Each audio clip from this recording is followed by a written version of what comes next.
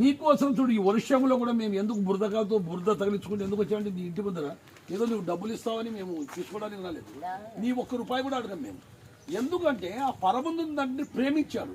మనమందరం పాపులమై ఉండగా, చచ్చినవారై ఉండగా, పాపంతోనూ శాపంతోనూ చచ్చినవారై ఉండగా మన కొరకు యేసుక్రీస్తు ప్రభు ఈ లోకానికి రక్షకుడుగా ఎందుకు వచ్చాడంటే పరలోక మహిమను విడనాడి సామాన్యమైన మానవుడుగా ఒక మనలాంటి స్వభావం కలిగి ఆకలి దప్పులతో ఆయన కూడా ఈ భూమి దిగి పుట్టారు. పుట్టి 33.5 సంవత్సరాలు జీవించి నాలో పాపం ఉందని మీలో ఎవరైనా నిరూపించగలరు అని చెప్పాడు ఆయన. పాపం లేని ప్రతి మనిషికి, పాపం ఉన్న ప్రతి మనిషికి పాపం లేని యేసుక్రీస్తు ప్రభు పాపిగా మారిపోయాడు. మన కొరకు రక్తం కార్చాడు, మరణించాడు, తిరిగి సమాధిలో నుండి 3వ దినమున సజీవుడు లేచాడు. ఎలా మరణించాడు? యేసు రక్తం ప్రతి పాపం నుండి మనల్ని పవిత్రం చేస్తుంది. ఏ రక్తం చేత మనము పవిత్రులు కాలేము. ఇప్పుడు స్నానం చేస్తావా లేదా? నువ్వు 2 రోజులకైనా ఒకసారి స్నానం చేస్తావా లేదా?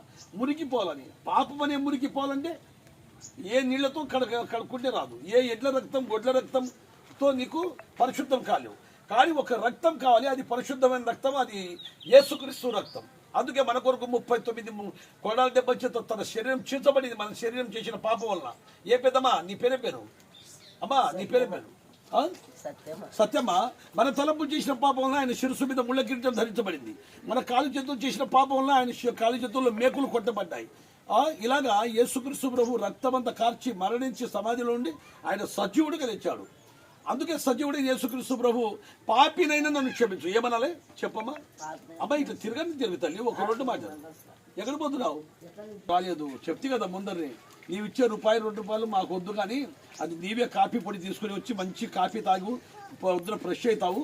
యేసుక్రీస్తు ప్రభు లోకానికి రక్షకుడు. ఏమి ప్రభువుని నమ్మి బాప్తిసం పొంది రక్షణ పొందు, నిత్య జీవానికి వెళ్ళిపోతావు. పాపిని నన్ను క్షమించమండి. నీవు చేసిన పూజలు పునస్కారాలు ఇవన్నీ లాభం లేదు. గుడ్డు సున్నా అంటున్నాను దేవుడు. ఇది పులిహోర, నీ దద్దోజనం, నీ పాయసం అవసరం లేదు దేవునికి. నీ డబ్బు, నీ దానము, నీ వస్త్రాలు అవసరం లేదు దేవునికి. నీ విరిగి నలిగిన హృదయం చేత పాపినైనా నన్ను క్షమించువా. ఏమనాలా చెప్పు, గట్టి చెప్పు. పాపినైనా క్షమించవా. పాపి కదా మనము? పాపం చేయలేదా? కంటి ద్వారా, నోటి ద్వారా, హృదయం ద్వారా, అంతరంగం ద్వారా, అవియోగాల ద్వారా. ఆ పాపం వల్ల వచ్చి జీతం మరణం. నడిస్తే ఈ వాన ఏముంది కానీ చచ్చిపోతే పాతాళం ఉంది, అగ్నిగుండంలో యుగ యుగాలు కాలాలి.